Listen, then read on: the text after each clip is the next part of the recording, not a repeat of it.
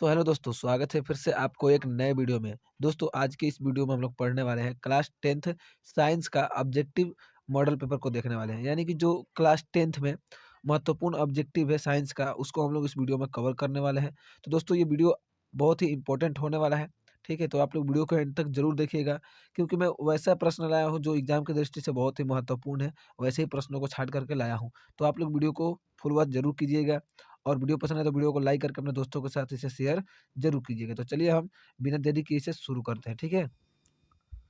जैसे पहला प्रश्न इसमें है कि मोटर गाड़ी के चालक के सामने लगा रहता है, यानी कौन-सा दर्पण लगा होता है मोटर गाड़ी के सामने? तो दोस्तों ये इसमें जो लगा होता है वो होता है इसमें उत्तल दर्पण लगा होता है। कौन दर्पण? उत्तल दर्पण लगा होता है, ठीक है? 2 नंबर प्रश्न है दोस्तों इसमें कि एक दर्पण से किसी भी दूरी पर खड़ी एक वस्तु का सीधा प्रतिबिंब ही प्राप्त होता है, वह दर्पण हो सकता है। कौन दर्पण हो सकता है? तो ये जो दर्पण हो सकता है दोस्तों समतल तथा उत्तल दर्पण हो सकता है, ठीक है? अगला प्रश्न 3 नंबर है कि संबंध F बराबर R/2 सत्य है, यानी किसके लिए सत्य है?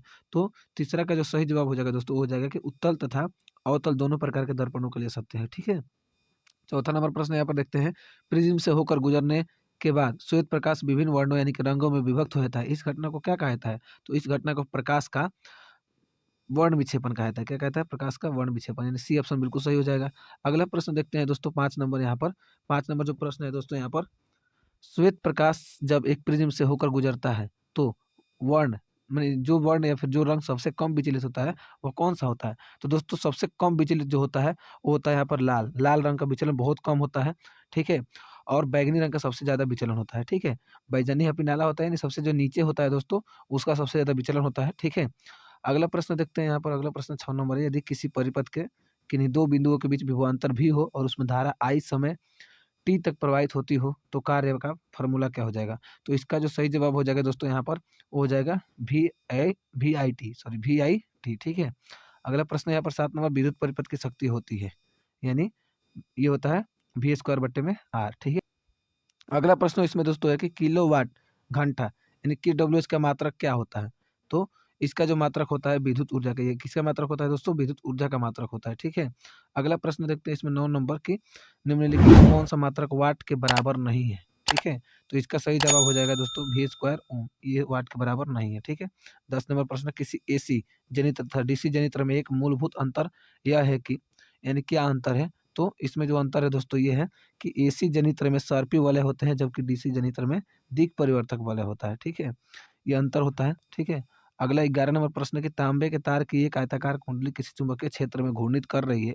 इस कुंडली में प्रेरित विद्युत धारा की दिशा में कितने परिभ्रमण के पश्चात परिवर्तन होता है? तो ये दोस्तों हो जाएगा 11 नंबर का जो सही जवाब हो जाएगा दोस्तों, ये हो जाएगा यहाँ पर आधे घूर्णन के बाद, ठीक है? ये मोस्ट इम्पोर्टेंट ऑब्जेक्टिव था दोस्तों। अगला प्रश्न, घरेलू वायरिंग में 3 तार होते हैं, एक गर्म, जीवित यानी ठंडा, उदासीन और तीसरा अर्थ है यानी कि भूयोजित। इन तारों के रंग क्रमशः होते हैं। तो इन तारों के जो रंग होते हैं दोस्तों, लाल, काला तथा हरा होते हैं, ठीक है?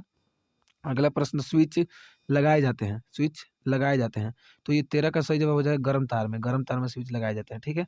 अगला प्रश्न 14 नंबर है कि निम्नलिखित में कौन ऑक्सीकारक है? तो 14 का जो सही जवाब हो जाएगा दोस्तों, ये हो जाएगा H2S, ठीक है? अगला प्रश्न 15 नंबर है इसमें कि निम्नलिखित में कौन-सा पदार्थ सूर्य की किरणों के प्रभाव से अपघटित हो जाता है? तो इसका जो सही जवाब हो जाएगा दोस्तों, ये हो जाएगा NaCl। क्या हो जाएगा? NaCl, ठीक। अगला प्रश्न है दोस्तों कि समीकरण 2Cu+O2 से 2Cu किस प्रकार की अभिक्रिया है? तो दोस्तों 16 जो है, 16 का जो सही जवाब हो जाएगा वो है ऑक्सीकारक अभिक्रिया। कौन ऑक्सीकारक, ठीक है? 17 नंबर है कि निम्नांकित में कौन भास्मिक ऑक्साइड है? कौन भास्मिक ऑक्साइड है दोस्तों? तो ये है Na2O है, ठीक है? Na2O है। 18 नंबर, सोडियम सल्फेट का जलीय विलयन। सोडियम सल्फेट का जलीय विलयन उदासीन होगा। क्या होगा? उदासीन होगा।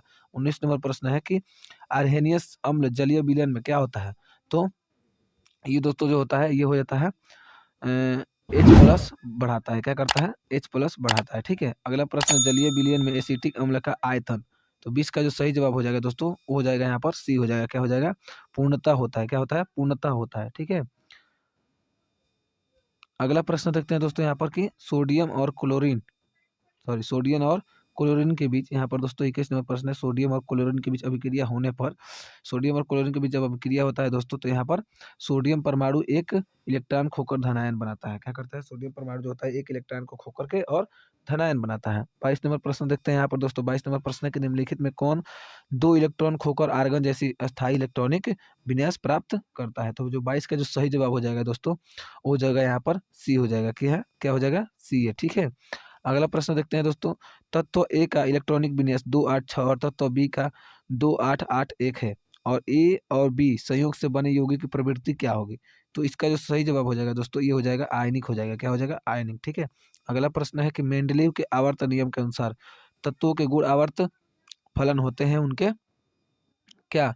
परमाणु द्रव्यमानों के। ठीक है।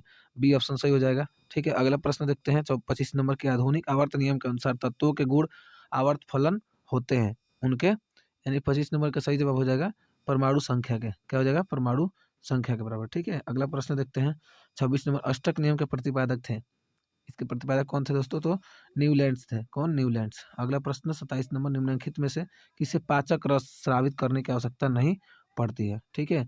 तो इसका जो सही जवाब हो जाएगा दोस्तों, ये सिस्टस। ठीक है। मोनोसिस्टस इसका सही जवाब हो जाएगा ये ऑप्शन। ठीक है। अगला प्रश्न, कौन सा एंजाइम प्रोटीन का पाचन अम्लीय माध्यम में करता है? तो 28 का जो सही जवाब हो जाएगा दोस्तों, वो हो जाएगा यहाँ पर पेप्सिन। क्या हो जाएगा? पेप्सिन हो जाएगा। डी ऑप्शन इसका बिल्कुल सही हो जाएगा। इस नंबर के निःश्वास द्वारा निकली वायु में रहती है, क्या रहती है? तो 29 का जो सही जवाब हो जाएगा वो हो जाएगा CO2। क्या हो जाएगा? CO2। ठीक है। अगला प्रश्न 30 नंबर यहाँ पर देखते हैं दोस्तों। 30 नंबर प्रश्न, अगर किसी कारण से किसी मनुष्य का एक वृक्क कार्य करना बंद कर दे तो उसका परिणाम क्या होगा? तो इसका ऑप्शन है दोस्तों, यहाँ पर ऑप्शन है। तो दोस्तों जो इसका जो सही जवाब हो जाएगा वो हो जाएगा, 30 का जो सही जवाब हो जाएगा दोस्तों, वो क्या हो जाएगा? यानी यहाँ पर दूसरे वृक्क से उत्सर्जन होगा। क्या होगा? दूसरे वृक्क से उत्सर्जन होगा। ठीक है।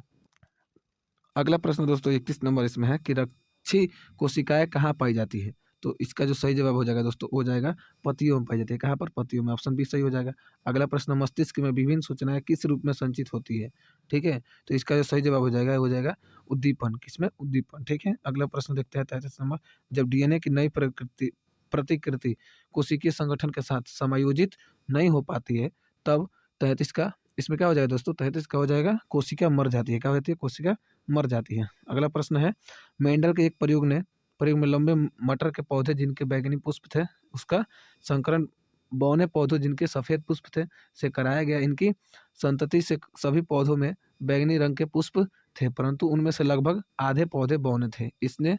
इससे कहा जा सकता है कि लंबे जनक पौधों की अनुवांशिक रचना निम्न थी, यानी कैसी थी? तो इसका जो सही जवाब हो जाएगा दोस्तों, ये हो जाएगा सी, यानी कि TTWW। ठीक है। सी ऑप्शन बिल्कुल सही हो जाएगा। अगला प्रश्न देखते हैं 35 नंबर के, समजात अंगों का उदाहरण है। समजात अंगों का उदाहरण इसमें से कौन है दोस्तों? तो ये है हमारा हाथ एवं कुत्ते का अग्रपाद। ठीक है। अगला प्रश्न 36 नंबर, निम्नलिखित में से कौन पर्यावरण मित्र व्यवहार कहलाते हैं? तो इसका जो सही जवाब हो जाएगा वो हो जाएगा यहाँ पर उपर्युक्त सभी हो जाएगा। ठीक है। उपर्युक्त सभी हो जाएगा। अगला प्रश्न है कि लार में कौन सा एंजाइम पाया जाता है?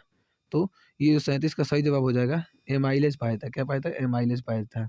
38 नंबर प्रश्न देखते हैं कि मनुष्यों में सांस लेने और छोड़ने की क्रिया को क्या कहा जाता है? तो दोस्तों 38 का जो सही जवाब हो जाएगा वो हो जाएगा यहाँ पर श्वासोच्छ्वास। क्या कहता है? श्वासोच्छ्वास कहा जाता है। ठीक है। अगला प्रश्न 39 नंबर यहाँ पर है, पानी एवं घुलित खनिज का पौधों में स्थानांतरण होता है किसके द्वारा? तो दोस्तों 39 का जो सही जवाब हो जाएगा वो हो जाएगा जाइलम नलिकाओं द्वारा होता है। किसके द्वारा? जाइलम नलिकाओं के द्वारा। ठीक है। अगला प्रश्न दोस्तों 40 नंबर है कि मेंडल के कारकों को किस नाम से जाना जाता है? तो दोस्तों इसका जो आंसर होगा आप हमें कमेंट बॉक्स में कमेंट करके बताइएगा कि इसका आंसर क्या होगा। बाकी इसके अगले वीडियो में इसका जो पार्ट 2 आएगा उसमें हम लोग बाकी प्रश्नों को देखेंगे। चूँकि वीडियो ज़्यादा लंबा हो रहा है इसलिए हम इसको यहीं तक रहने देते हैं। बाकी आपको वीडियो पसंद आया तो दोस्तों वीडियो को लाइक और शेयर ज़रूर कीजिएगा। ठीक है। और मतलब अगर चैनल से और दोस्तों चैनल से जुड़े रहने के लिए चैनल को सब्सक्राइब भी कर लीजिएगा। ठीक है। बाकी मिलते